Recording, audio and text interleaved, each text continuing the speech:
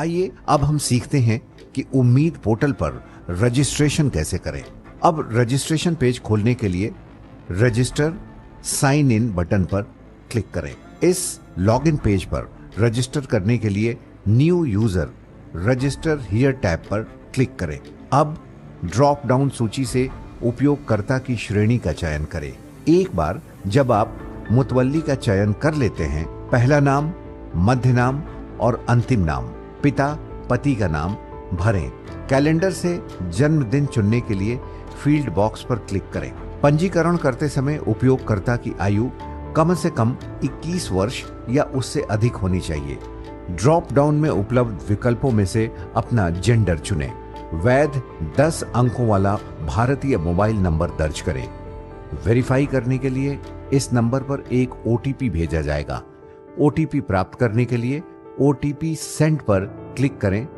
फिर वेरीफाई करने के लिए ओटीपी वेरीफाई करें। एक वैध ईमेल पता दर्ज करें। इसका उपयोग संचार और वेरिफिकेशन के लिए किया जाएगा। ओटीपी प्राप्त करने के लिए ओटीपी सेंड पर क्लिक करें और ओटीपी वेरीफाई करने के लिए ओटीपी वेरीफाई पर क्लिक करें। ड्रॉप डाउन सूची में अब अपना धर्म चुनें। जब आप मुस्लिम के रूप में अपना धर्म चुनते हैं, तब एक फील्ड यदि मुस्लिम संप्रदाय दिखाई देगी। ड्रॉप डाउन विकल्प सूची से संप्रदाय चुनें।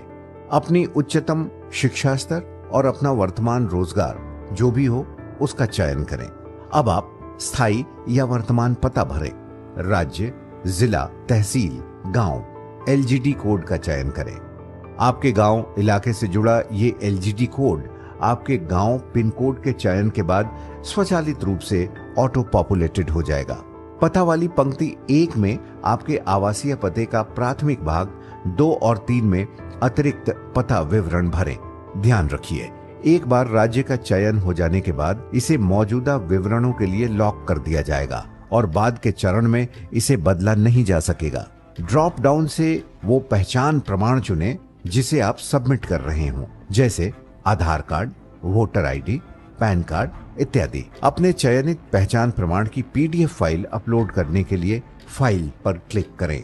ड्रॉप डाउन मेनू से वो दस्तावेज चुनें जिसका उपयोग आप पते के प्रमाण के रूप में कर रहे हैं, जैसे बिजली का बिल, पानी का बिल इत्यादि। अपने चयनित पते के प्रमाण की पीडीएफ फाइल अपलोड करने के लिए फाइल चुनें। अब अपना रीसेंट पासपोर्ट साइज का फोटो अपलोड करने के लिए फाइल चुनें। केवल जेपेग, पीएनजी या जेपीजी प्रारूप में 2 MB आकार तक का ही अपलोड किया जा सकता है। आधिकारिक नियुक्ति पत्र, विलेख या वक्फ बोर्ड आदेश अपलोड करने के लिए फाइल चुनें। केवल 10 MB तक की पीडीएफ फाइलें ही अपलोड की जा सकती हैं। अब कैप्चा कोड दर्ज करें। सब कुछ हो जाने पर सबमिट बटन दबाएं। रद्द करने के लिए कैंसिल पर क्लिक करें। एक बार सबमिट करने के बाद यस आने पर आगे बढ़ें और वहां क्लिक कर दें। अब आपका रजिस्ट्रेशन हो गया। तो देखा आपने कितना आसान है ये काम। ऐसे और अधिक जानकारीपूर्ण वीडियो के लिए जो उम्मीद सेंट्रल पोर्टल से जुड़ा हुआ है, हमारे साथ जुड़े रहें। नमस्कार।